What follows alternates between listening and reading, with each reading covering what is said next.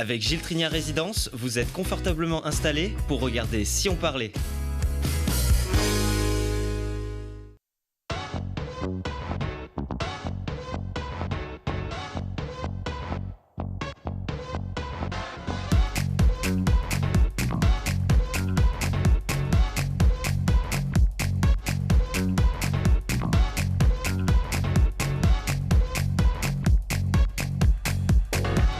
Bonjour à tous, bienvenue dans Si on parlait, l'émission qui vous donne la parole chaque jour pour savoir ce qui se passe près de chez nous. Et aujourd'hui, avec nos invités, on va jouer au loto du patrimoine pour restaurer une ancienne fabrique de soie iséroise. Tenter de participer au décathlon des Jeux Olympiques de Paris avec un récidiviste et vider son dressing pour une bonne cause. Et pour parler de ces sujets, j'ai à mes côtés Pauline Flamand. Bonjour. Bonjour. Vous êtes membre des Clémentines, un collectif d'étudiantes grenobloises qui organise un vide-dressing solidaire dans quelques jours. À côté de vous, Bastien Ozeille. Bonjour Bastien. Bonjour. Bienvenue, décathlonien grenoblois qui, 8 ans après avoir participé aux Jeux Olympiques de Rio, espère renouveler l'expérience à domicile cet été à Paris. Et puis en face de vous deux, on a deux gagnants du loto, Jean-Pascal et Nadia Crouzet. Bonjour à tous les deux. Bonjour. Bienvenue, vous êtes les propriétaires de la Galicière, qui est située à Chattes, à côté de Saint-Marcelin. Vous avez décroché 230 000 € au loto du patrimoine, sans avoir même eu besoin de cocher les bons numéros. Vous allez nous expliquer à quoi va servir cet argent. Mais avant ça, on va se plonger un peu dans l'histoire de votre bâtiment, qui est un ancien complexe industriel qui date du XVIIIe siècle, Nadia. Oui, c'est ça. C'est une ancienne usine de moulinage de la soie qui date de la fin du XVIIIe siècle et qui a un ensemble industriel complet dans lequel on fabriquait un fil de soie. Et surtout qui a la particularité d'avoir gardé toutes ces machines qui datent de la Révolution française et qui sont encore dans les ateliers pour lesquels elles ont été conçues. On les voit d'ailleurs, ces machines. Le fil de soie, Jean-Pascal, ça servait à quoi à l'époque, au XVIIIe et XIXe siècle? À faire de l'étoffe, ouais. À faire des habits. Des habits. Des habits, oui. de l'étoffe avant tout. Donc là, c'était effectivement du fil qui était commandé par des donneurs d'ordre lyonnais qui souvent avaient financé les bâtiments. C'est ce qu'on a retrouvé dans les archives. C'était une entreprise importante à l'époque, Nadia, pour le territoire? Elle a été importante puisqu'on a trace d'une date importante. 1871, la Galicière a été classée 3e du département en termes d'équipement. Puisque, autre particularité, toute la production du fil est présente sur un même lieu. Donc, de la production du fil, vraiment avec la magnanerie où on va élever les vers à soie, la filature, où on va faire un premier fil de soie, et le moulinage, c'est-à-dire la torsion du fil. Et tout ce processus de production a valu à la Galicière d'être 3e du département en 1871. Pourtant, Chattes, ce n'est pas un grand bassin industriel. Pourquoi ça a été installé à cet endroit? Vous le savez, Jean-Pascal? Je pense que Chattes, c'est quand même un beau bassin industriel. En tout cas, Saint-Marcelin, avec la plasturgie, il y a des entreprises toujours assez dynamiques. Et au 19e siècle, on ne se rend pas du tout compte de l'importance qu'avait la sériciculture, puisque des usines de ce type à Chattes, il y en avait 3, voire 4. On pense qu'il y en avait une bonne quinzaine à Saint-Marcelin et à peu près autant à Saint-Antoine, sans parler de la Saône, où là, il y avait carrément une usine royale. Alors là, on voit le site aujourd'hui qui est dans la campagne, autour de la commune. Cette usine, elle était fermée, je crois, après la Deuxième Guerre mondiale. Vous l'avez découverte à la fin des années 90, Nadia. Voilà, alors simplement, on peut résumer ainsi. Pendant 200 ans, la même famille, la famille Creusel, a exploité les lieux. D'abord en tant que gérant, ensuite en tant que propriétaire. Et la dernière descendante, mademoiselle Creusel, est décédée centenaire en 1996 et sans descendance directe, puisqu'elle n'a jamais été mariée, elle n'a jamais eu d'enfant, elle n'avait même pas de cousin germain, donc pas d'homme dans la famille qui aurait repris l'activité. Et surtout, la fabrique haute s'est arrêtée pendant la Première Guerre mondiale. La fabrique basse, elle a continué jusqu'au début des années 30. Eh bien, simplement, le fait qu'il n'y ait pas eu d'homme dans la famille, on a fermé les ateliers, tout est resté en l'état. Elle a continué à vivre comme ça, chichement, de ses rentes. De ses rentes. Oui, quand même. De ses rentes. Chichement quand même, oui, mais de ses rentes. De ce qu'on nous a dit. Hein. Et voilà, elle est décédée en 96 et nous l'avons achetée en 97, un peu sur un coup de cœur. il fallait un gros coup de cœur parce qu'à l'époque, elle était dans un état. On a quelques photos. C'était pas abandonné, mais pas loin quand même, Jean-Pascal. Alors, moi, Nadia considère que c'était une ruine, moi pas du tout. On se fera notre avis en voyant ces photos. Mais disons que moi j'ai eu tout de suite conscience, la première fois que j'ai visité les ateliers, que c'était quelque chose d'unique, une sorte de capsule de temps qui était arrivée jusqu'à nous. Et on a découvert plus tard qu'on n'avait pas été les seuls effectivement à avoir ce jugement. Simplement, la municipalité, le département de l'époque avait jugé que c'était pas sauvable, que c'était beaucoup trop compliqué. Et donc, nous, on en a jugé un peu différemment. Peut-être que, oui, on ne se rendait pas compte non plus de ce que ça allait être. Mais finalement, alors, on n'est pas encore tout à fait au bout du chemin, mais on n'en est plus très loin. Pour pouvoir se projeter entre ces ruines, ou en tout cas cette usine délabrée qu'on vient de voir en photo, et puis ce que c'est devenu aujourd'hui, il fallait aussi avoir une vision. Et vous êtes tous les deux architectes. J'imagine que ça a aidé dans votre façon d'appréhender le projet ou pas ? Oui, alors nous sommes architectes en effet. Bon, après, le domaine du patrimoine est un domaine spécifique. C'était pas du tout notre domaine. Non, je crois qu'il faut être un petit peu inconscient quand même. Hein. Il ne faut pas se rendre compte. Parce que moi, je répondrais différemment en disant oui, tout à fait. Moi, ça m'a permis en tout cas de me projeter tout de suite et d'imaginer plusieurs vies différentes à la Galissière. En tout cas, on savait qu'on n'allait pas s'ennuyer, et c'est le cas. Oui, qu'il y aurait énormément de travaux pendant des années pour remettre en état ce site. C'est vous qui avez mené l'ensemble de ces phases de travaux. Comment vous avez travaillé? On voit quelques images de ces dernières années quand on restaure un ancien bâtiment. En l'occurrence, ce qu'on voit, c'est la dernière tranche de travaux qui a été conduite par un architecte du patrimoine et avec des entreprises spécialisées. Mais avant d'arriver à cette phase-là, il y a eu effectivement beaucoup de travaux et de travaux qui ont été faits aussi par les membres de l'association qui, dès le départ, ont été un véritable soutien pour nous encourager dans cette démarche qui, effectivement, des fois est décrite comme un peu folle, mais... Et au départ, on a fait des travaux un petit peu nous-mêmes, hein. D'abord pour habiter ce lieu, parce qu'il fallait bien y habiter, ensuite y vivre, donc faire un espace où on pouvait installer notre agence pour pouvoir travailler. Et puis ensuite, entre-temps, il y a eu l'inscription à l'inventaire des monuments historiques. Et ça change la donne. Et ça change la donne. On ne peut plus faire ce qu'on veut, c'est ça, dans la rénovation d'un bâtiment? C'est une première façon de voir les choses, mais c'est aussi que du coup, vous êtes accompagné par des spécialistes pour vous assurer de faire les choses vraiment dans les règles de l'art, et aussi avec des aides des institutionnels, de l'État d'abord, du département, de la région, et en fonction des années, les aides peuvent fluctuer, mais en tout cas, il y a des aides dès lors que vous employez un architecte du patrimoine, qualification que nous n'avons pas puisqu'il faut 2 ans d'études de plus que le cursus que nous avons effectué, et de faire appel à des entreprises spécialisées. Donc les aides permettent aussi de compenser le surcoût, puisque c'est une restauration qui est quand même très différente d'une restauration qu'on aurait conduite nous-mêmes en tant qu'architecte, avec un moins grand respect de ce qui était fait, des techniques de l'époque, techniques traditionnelles. Et on voit là totalement une petite séquence de taille de pierre. Alors, des travaux comme ça, on se doute bien que ça coûte cher. Donc, soit on est très très riche comme la famille qui possédait cet établissement avant, soit on gagne au loto. Et vous avez choisi cette deuxième option, puisque vous avez remporté le loto du patrimoine pour l'Isère. Comment ça marche, le loto du patrimoine, Nadia? Il faut jouer, il faut postuler Alors, oui, il faut jouer, il faut postuler.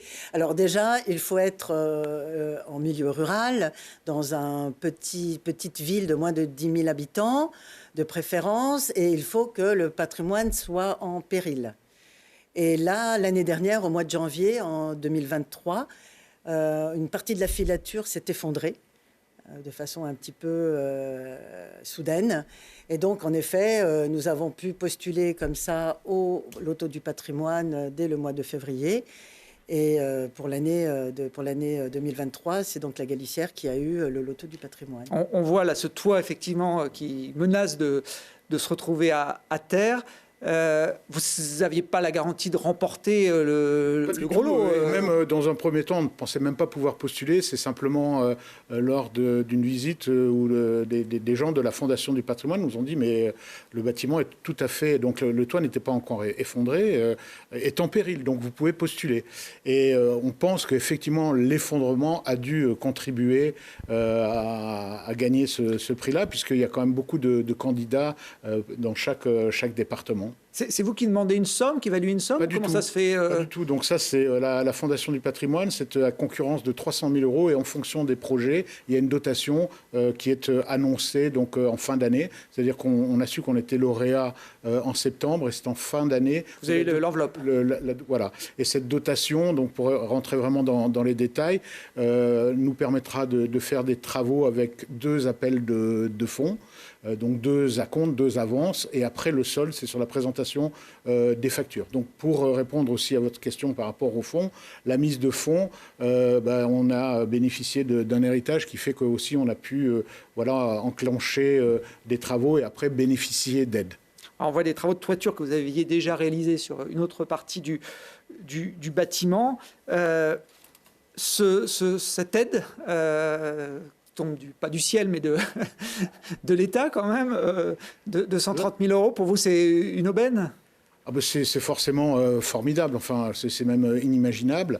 De surcroît, la Fondation du patrimoine nous a proposé de lancer un appel aux dons dont on ne savait pas non plus que ces dispositifs existaient. Donc ce sont des dons défiscalisés et l'appel a été lancé à partir du mois de septembre. Et il y a des gens, et c'est donc très étonnant de voir ces mobilisations parce qu'aujourd'hui il y a quand même tellement de causes où on est énormément sollicité. Donc voilà, pour du patrimoine ça peut paraître, mais on voit qu'il y a des gens et donc des gens qui veulent nous donner 100 € donnent 300 € et ça leur coûte 100 € parce que c'est défiscalisé et c'est géré directement par la Fondation du patrimoine. Donc à concurrence de 50 000 €. Et bien entendu, tous ces fonds sont gérés par... c'est comme un financement participatif. Et la plateforme, là, est une plateforme plus que respectable puisque c'est la Fondation du patrimoine. Alors, il y a un site, la Galicière, qui permet d'avoir des infos sur l'histoire, sur ces travaux. J'imagine qu'il y a le lien peut-être aussi pour cet appel aux dons que vous évoquez. Il y a aussi une citation de Victor Hugo que vous avez mis. L'usage d'un bâtiment appartient à son propriétaire. Sa beauté appartient à tout le monde.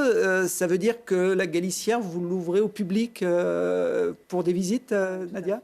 Tout à fait. Alors depuis 2000, nous avons une association, les Amis de la Galicière, qui est là, qui compte 130 membres depuis le début. Donc, ce qui est honorable pour une petite association de patrimoine en milieu rural. Et donc cette association nous permet d'organiser des visites de groupe, des visites des ateliers, des visites guidées, mais aussi des animations culturelles, des spectacles, des concerts.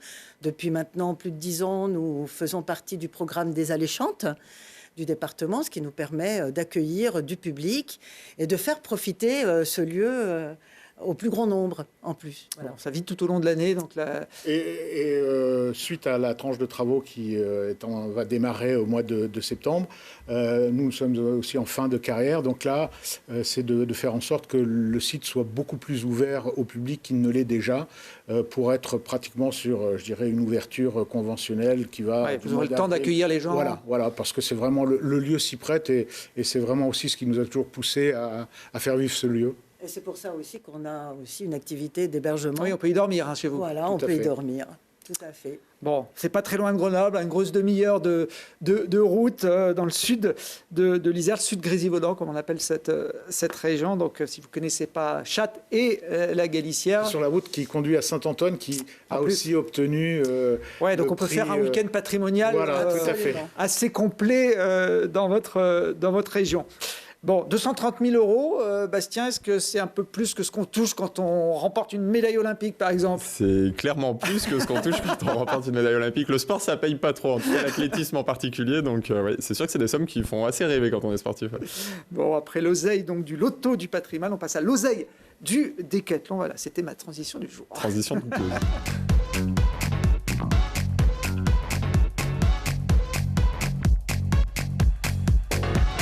Allez, Bastien Oseille, donc décathlonien de l'Entente athlétique de Grenoble. Le décathlon, on peut peut-être rappeler le principe, hein, c'est pas un sport de feignant. Non, et puis c'est pas la discipline la plus connue aussi de l'athlétisme, donc c'est 10 épreuves qui se déroulent sur 2 jours. Du coup, le premier jour, on a le 100 mètres, le saut en longueur, le lancer du poids, le saut en hauteur et le 400 mètres. Bonne nuit de repos quand même en perspective, et le lendemain on rattaque avec le 110 mètres haie, le lancer du disque, le saut à la perche, le lancer du javelot, et on finit par un petit 1500 mètres, l'épreuve qu'on adore. Bon, voilà. Histoire de bien se terminer la série. J'imagine quand on commence l'athlétisme, on n'enchaîne pas comme ça 10 disciplines. Quand on est jeune, Alors, quand on commence l'athlétisme, on fait de tout. On fait de tout. C'est un peu l'idée en école d'athlé, donc on va pratiquer un peu de tout, du demi-fond, du lancer, du saut, voilà, on fait vraiment de tout, donc on a quand même des bases techniques dans toutes les épreuves. Après, en général, on se spécialise vers l'âge de 15-16 ans dans les disciplines dans lesquelles on est le plus à l'aise, et puis il y en a certains qui décident de ne pas se spécialiser. Quand on est bon comme partout, moi. On se dit, tiens, je vais faire du décathlon. Alors, c'est pas l'idée, c'est pas forcément l'idée, mais en tout cas, quand on prend du plaisir dans toutes les épreuves et à apprendre de nouvelles choses, de nouvelles techniques, effectivement, on n'a pas forcément envie de choisir, et c'était mon cas. Est-ce que ça veut dire qu'on va s'entraîner 10 fois plus que les autres pour être performant dans toutes ces disciplines? Non, alors on s'entraîne certainement plus quand même que les autres, mais on est quand même obligé de gérer aussi son emploi du temps, ses périodes de repos, donc c'est de la stratégie aussi, savoir travailler les bonnes épreuves au bon moment, et puis en laisser certaines de côté à certains moments de l'année pour pouvoir récupérer. Oui, puis j'imagine que les entraînements sont complémentaires. La course peut servir dans différentes épreuves. Là, on voit par exemple faire du saut en longueur. Ça fonctionne aussi pour le 100 mètres. Exactement. Alors l'idée, c'est vraiment de progresser physiquement parce que c'est le meilleur moyen de progresser dans toutes les épreuves. Donc la préparation physique a une part prépondérante dans notre entraînement. Et puis après, effectivement, tout ce qui est discipline de vitesse, de sprint est très importante aussi. Donc voilà, c'est des épreuves sur lesquelles on passe plus de temps que d'autres. Vous avez un point fort parmi ces 10 disciplines? Globalement, j'aime bien les lancers, Ouais. voilà, parce que je suis issu d'une famille de lanceurs, donc forcément ça compte. Et puis les sauts. Globalement, c'est les courses qui m'ennuient un petit peu plus, et notamment le 400 et le 1500 mètres qui sont un peu plus longues et un peu moins techniques, donc moins de plaisir. Bon. Là, on voit le lancer de javelot sur le stade de la SPTT à Grenoble. C'est votre maman qui a été championne de javelot, Nadine Ozeille, qui a participé plusieux fois aux Jeux Olympiques. Tout à fait, elle a participé 3 fois aux Jeux Olympiques. Je l'avais accompagnée à Sydney, aux Jeux Olympiques de Sydney en 2000. Et c'est vrai que ça reste un très bon souvenir. Bon, j'avais raté la rentrée scolaire, mais bon, pour la bonne cause quand même. Et non, du coup, ça m'a vraiment poussé à continuer dans ce domaine-là parce que c'est vrai que ça m'a beaucoup plu. C'était de super souvenirs et je me suis dit, j'ai envie de faire pareil, quoi. Ouais. Alors, vous y êtes retourné aux Jeux Olympiques, mais pas en tant que fils d'eux et en tant que spectateur, mais en tant qu'athlète avec l'équipe de France. C'était pas Sydney, c'était Rio en 2016. J'imagine que c'est un souvenir fort pour un athlète. Ouais, c'est un peu le rêve de tout athlète, hein, participer aux Jeux Olympiques, voilà, en plus à Rio. Vous n'êtes pas peu fier là sur ces images. Ouais, voilà, c'est avant le départ, faut se booster un peu. Mais non, vraiment, c'est un super souvenir. Voilà, participer aux Jeux Olympiques, c'est forcément un rêve d'athlète.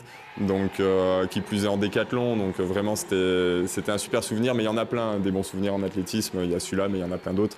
Donc voilà, ça reste un moment marquant. Ouais. Ouais, c'est le moment pour l'athlète, pour l'athlétisme, où il y a la plus grosse exposition médiatique. On parlait du loto du patrimoine, c'est un peu l'équivalent pour l'athlétisme. Les JO, on ne peut pas avoir mieux. Oui, voilà, c'est ça. Et puis le décathlon en particulier, c'est quand même pas une épreuve très médiatisée, bien que Kevin Mayer fasse son possible pour qu'on en parle plus.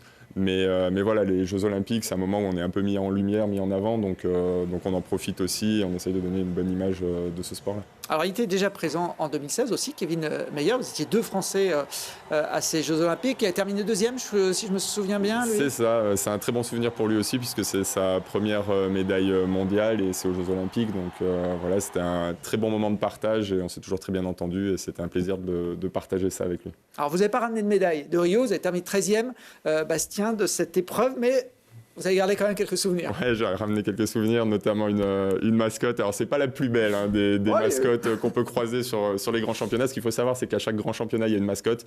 Je l'ai toujours ramenée à chaque championnat auquel je participais. Voilà, je ramenais la mascotte, c'était le petit délire. Et j'en ai quelques-unes parce que ma mère faisait pareil. Donc, j'en ai cumulé quelques-unes des mascottes de grands championnats. J'ai de quoi faire. Elle a un nom, celle-là ou...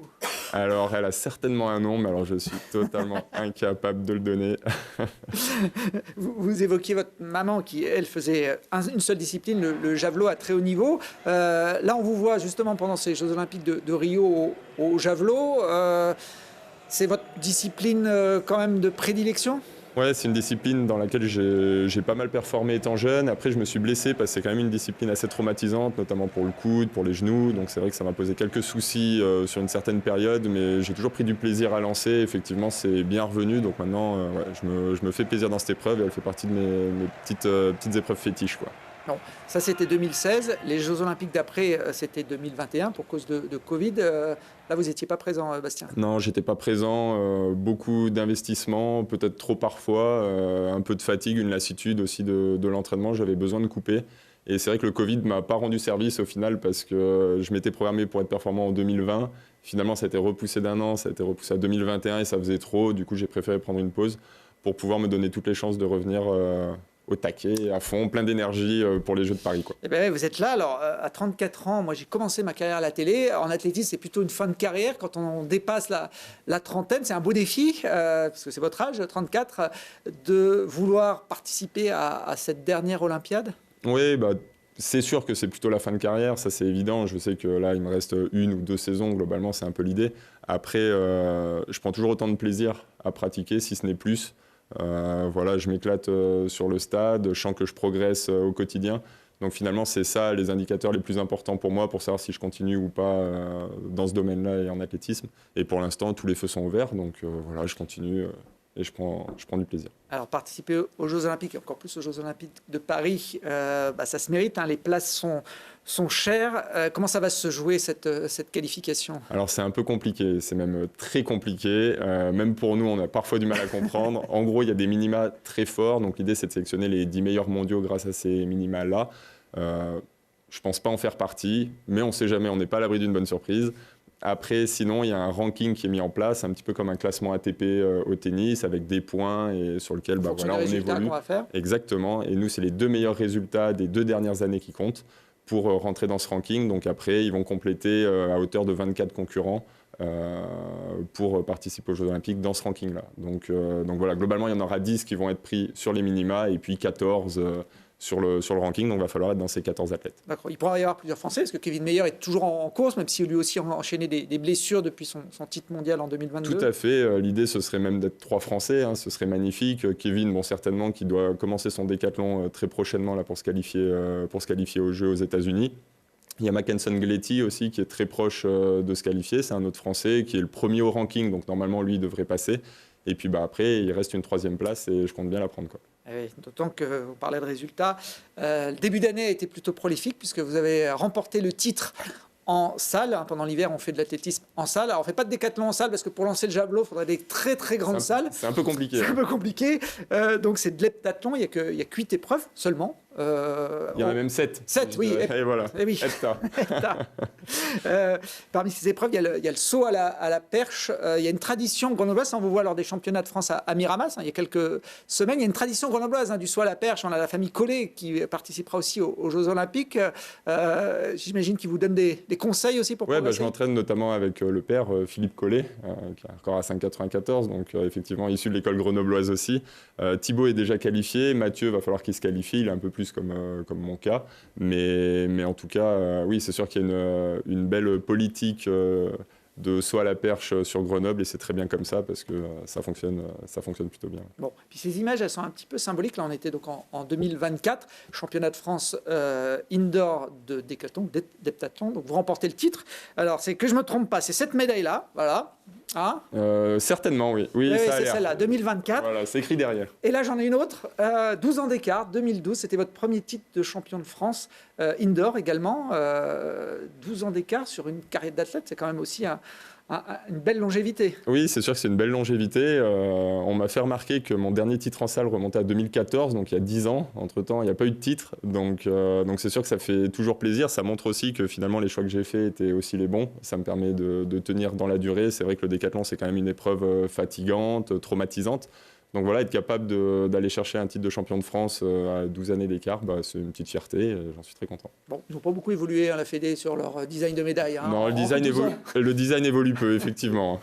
Bon, l'or est toujours là, évidemment, on la voit briller. Il y a une deadline pour cette qualification, Alors la deadline, oui, ça va être début juillet. Globalement, on a jusqu'à début juillet pour faire nos performances, pour rentrer dans le ranking. Et puis, début juillet, le ranking est arrêté et l'annonce des sélectionnés est faite. D'accord. Et 15 jours après, on fait son sac et on est à... C'est un peu ça, ouais. On part en stage, on se prépare et puis on donne tout ce qu'on peut aux Jeux Olympiques. Ouais.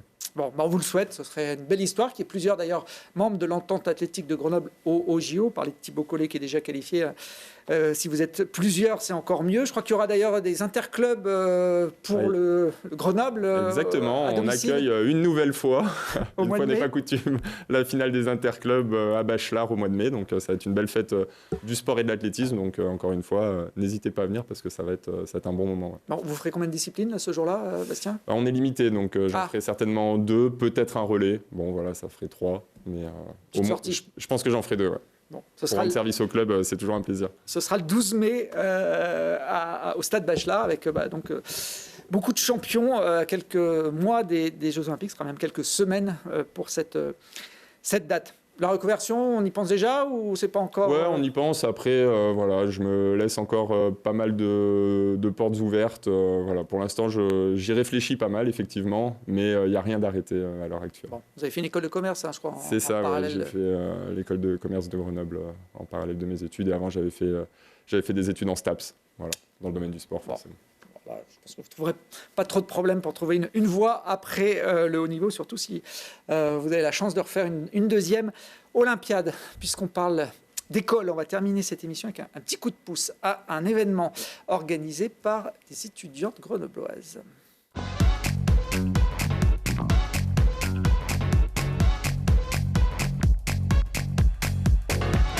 Voilà, c'est Pauline Flamand qui va être un peu la porte-parole de ces étudiantes. Hein. Vous êtes membre d'un collectif que vous avez nommé les Clémentines. C'est ça. C'est un rapport avec le fruit ou pas ? Non, pas spécialement. Ça a été choisi un petit peu pile ou face. Donc voilà. Merci en tout cas de me recevoir sur ce plateau. Donc c'est ça, je voudrais parler de ce projet que je mène actuellement. Donc la date butoir arrive le 7 avril. Donc c'est un vide dressing que j'ai organisé pour pouvoir défendre une cause. Donc je soutiens une association qui est la Maison des Femmes.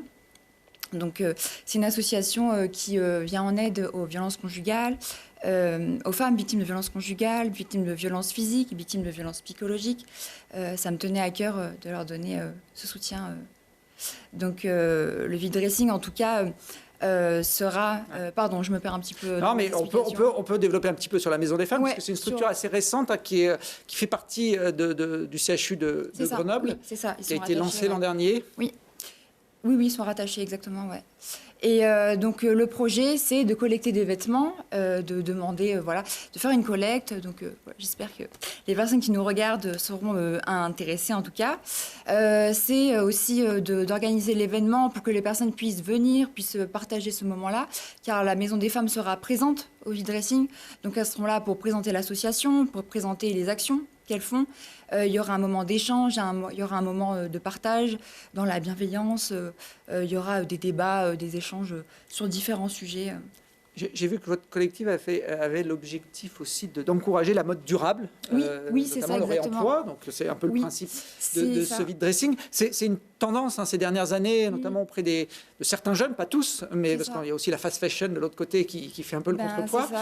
C'est d'encourager justement la vente de seconde main. C'est acheter des vêtements de seconde main et si on peut aussi donner cette valeur dans ce projet-là, c'est toujours ça de prix. Ça se développe beaucoup à Grenoble. Il y a beaucoup de boutiques depuis quelques années qui ont pignon sur rue pour revendre des vêtements utilisés par d'autres. Chez les étudiants, c'est quelque chose qui rentre aussi dans les mœurs ? Oui. Je sais que dans la classe, on est toutes comme ça. Enfin, moi, personnellement, en tout cas, j'achète beaucoup sur des sites de seconde main. Et oui, c'est important, il faut le faire. Bon, ce vide dressing, donc c'est dimanche 7 avril, dans le quartier de l'Île Verte. C'est ouvert à tous, hommes-femmes, ou c'est uniquement... non, on peut sortir nos survêtements des Jeux de Rio. Tout à fait, oui. Tout le monde peut venir, tout le monde est accepté. C'est gratuit, c'est ouvert à tous. Donc c'est le 7 avril de 10h30 jusqu'à 17h. Donc c'est un dimanche. On a profité de... Les autres magasins sont fermés, comme ça. Les autres magasins sont fermés, donc on n'aura pas de concurrence. Et voilà... on Alors, a décidé cette date. Ça se passe à l'Intrépide House, qui est un espace de coworking à l'île verte, qui se situe aux 3 rues des Poilus. Alors, je ne sais pas si c'était pour donner un peu de mixité à votre projet, d'avoir choisi cette adresse. Et en fait, on s'est aligné avec eux. Car les valeurs, donc comme on défend une association on va aider une association qui défend les violences faites aux femmes, l'Intrépide fait des actions féministes, elles défendent des belles valeurs, donc ça a matché. Ouais, je crois que c'est un lieu où se développe une marque de vêtements aussi, non genrés, oui, exactement. Des vêtements militants. Oui, ils font des actions comme ça. L'Intrépide est diversifié.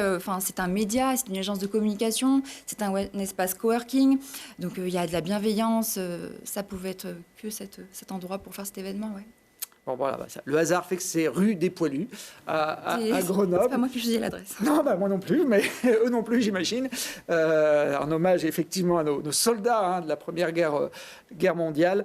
3 rue des Poilus, donc à l'île verte, le 7 avril, pour ce vide-dressing dans l'air du temps et puis qui a vocation à, qui va nous apporter, donner un petit coup de pouce à une belle association. Exactement, ouais. C'est pour un beau projet, c'est pour donner du sens surtout. Eh bien, merci. J'espère que le sens est passé. Et puis peut-être que Bastien viendra vendre ça. Non, celle-là, on la garde. On repart. Non, ouais, ça m'a pas gardé. C'est compliqué. J'en ai vu qui vendaient leur médaille olympique pour renflouer leurs finances, certains athlètes, parfois. Mais, des finances qui ont été mal gérées. Oui, c'est souvent ça. Allez, on termine cette émission par un dernier petit tour de table pour vos bons plans.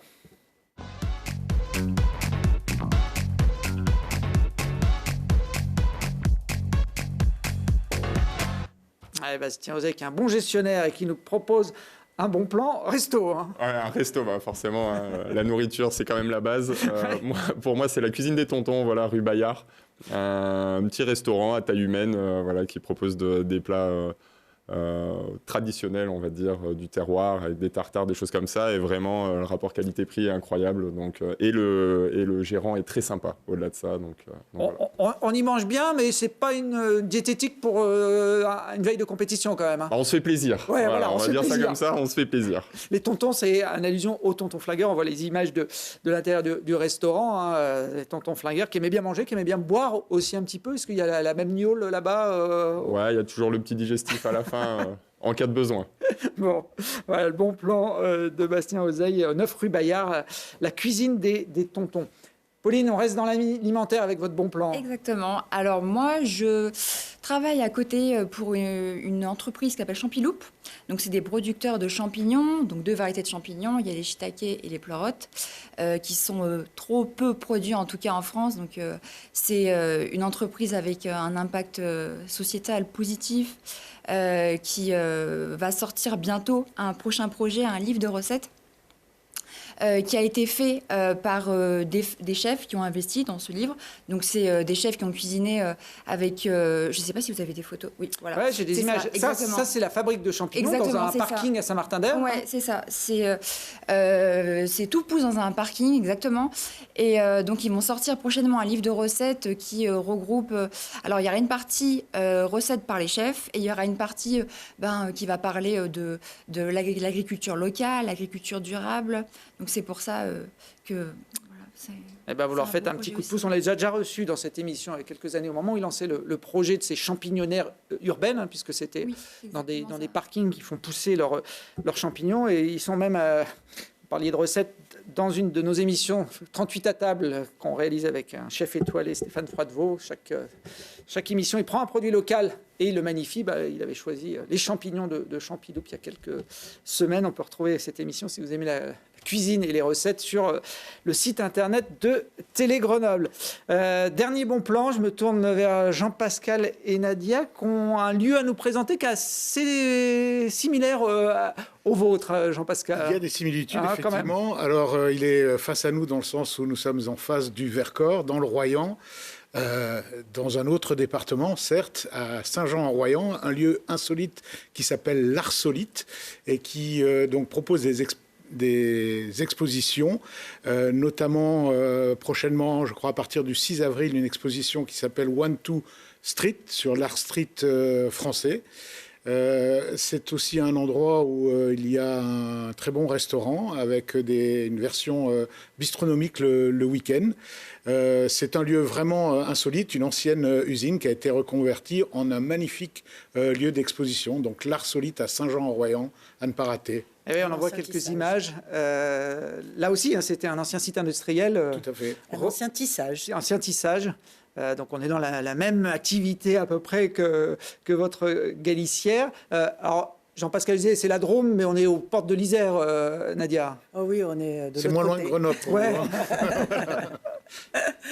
Juste de l'autre côté de l'Isère, voilà. Mais néanmoins amis. Hein. Bon, bah voilà, je ne connaissais pas ce lieu, donc c'est aussi l'occasion avec les bons plans des invités de découvrir d'autres pépites iséroises. Merci en tout cas à tous les trois d'être venus. Bastien, bonne chance. Et puis donc on suivra avec attention ces Jeux Olympiques de Paris à domicile, puis vous reviendrez avec une médaille un peu plus un peu plus lourde, avec un autre graphisme. Voilà, avec un autre graphisme, il y a la Tour Eiffel, je crois, sur la, oui, voilà, c'est ça. sur la médaille olympique. Voilà, nous on se retrouve pas pour les Jeux Olympiques, mais pour d'autres aventures très rapidement sur l'antenne de Télé Grenoble.